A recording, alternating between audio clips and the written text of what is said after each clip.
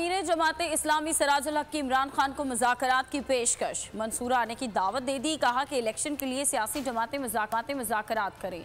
पंजाब हुकूमत पीडीएम का हिस्सा बन चुकी है, हुकूमत पीटीआई के जलसों में रुकावटें ना डाले। लाहौर में मीडिया से गुफ्तगू में कहा कि पीडीएम और पीटीआई होश के नाखून लें।